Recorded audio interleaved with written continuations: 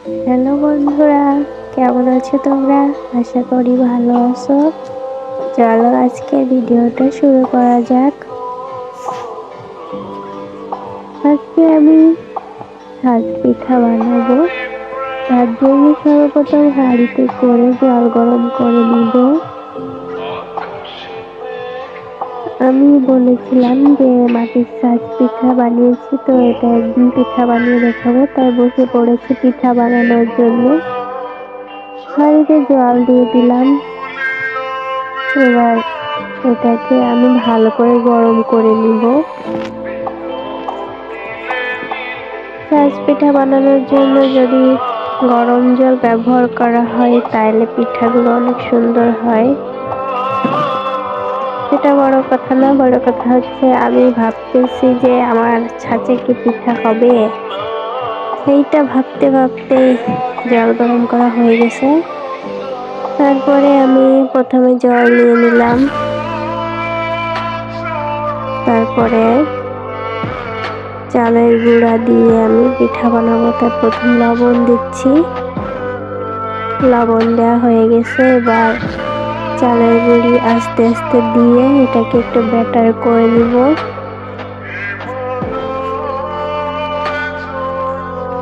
আমাদের এখানে এই পিঠাটাকে ছাঁচ পিঠা বলে, তারপর কাঁচি খোঁচা পিঠা বলে। তোমাদের এলাকায় কি নামে ডাকে পিঠাকে একটু জানিও আমাকে। এরপরে আমার আস্তে আস্তে ব্যাটারটা সুন্দরভাবে আমি মিশিয়ে নিব। চালের গুঁড়ির সঙ্গে জলটাকে ভালোভাবে মিক্স করে নিব। লবণ জলটা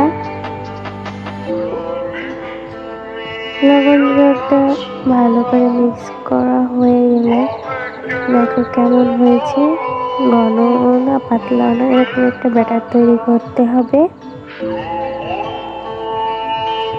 এই যে ভিডিওতে দেখিয়ে দিলাম কিভাবে বানাতে হবে। তারপরে আমি সাজটা বসিয়ে দিলাম উনুনে। এবার কিছু সময় এটাকে গরম করে নিব। যেহেতু মাটির সাজ একটু গরম করতেই হবে। একটু বেশি সময় আমি গরম করতেছিলাম, যেহেতু নতুন সাজে পিঠা করব।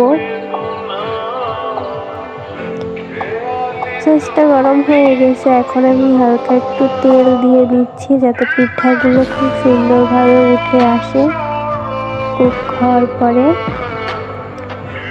এই তেলটাকে আমি একটা নুড়ির সাহায্যে সব পিঠার সাজে বসিয়ে দিচ্ছি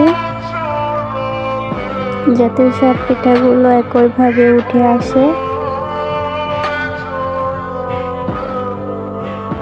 এবার আর কিছুক্ষণ আমি এটাকে গরম করে নিব।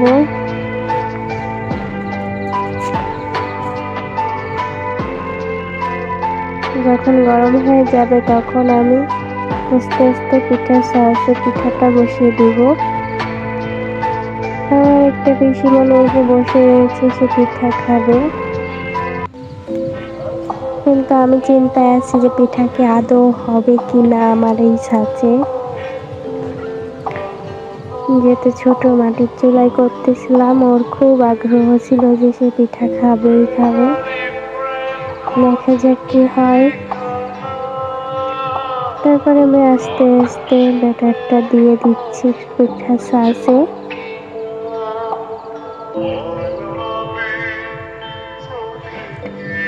এবার ঢাকনা দিয়ে ঢেকে দিব। এই ঢাকনাটাও আমি বানিয়েছিলাম। তারপর দেখলাম যে ঢাকনা দিলে হয়তো হবে কিনা, মাটির ঢাকনা দিয়ে আমি বানাইনি এখন পর্যন্ত। তারপরে দিয়ে দিলাম একটা বাটি স্টিলের।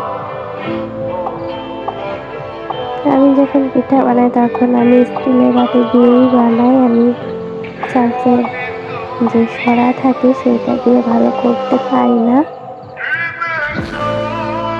খানিক পর আমি এটাকে উল্টে দেখতেছিলাম কুক হচ্ছে কিনা।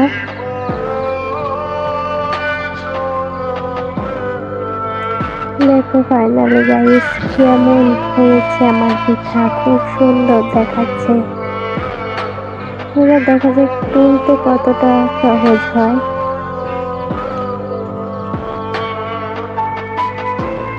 আবার দেখলাম নরম আছে, আবার ঢেকে দিয়েছি। আর একটু জাল করে নেব। এবার আমি এটাকে নামিয়ে নিতে পারবো, তখন জাল হয়েছিল না ভালো। এবার এটাকে আমি উঠিয়ে নিব।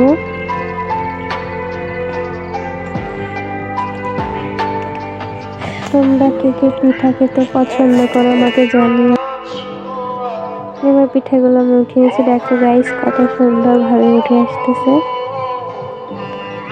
পিঠাগুলো কুক হয়ে গেছে, কিন্তু বেশি একটু ফোলেনি, কারণ ছোট চুলায় ছোট সাইজে করা তো। আর এটা আমার ফার্স্ট করা ছোট চুলায় ছোট ছাঁচে পিঠা।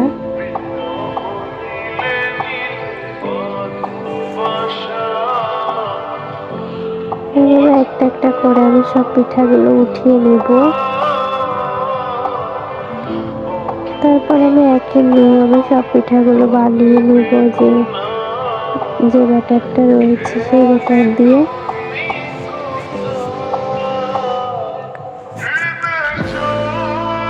এবার আমি এটাকে থালে নামিয়ে নিব। এই স্ট্রবেরি থালটা বানিয়েছিলাম, তোমরা তো দেখছিলে।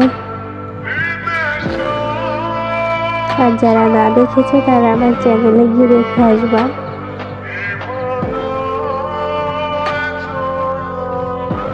পিঠাগুলো অনেক সুন্দর হয়েছিল, দেখো তোমরাই।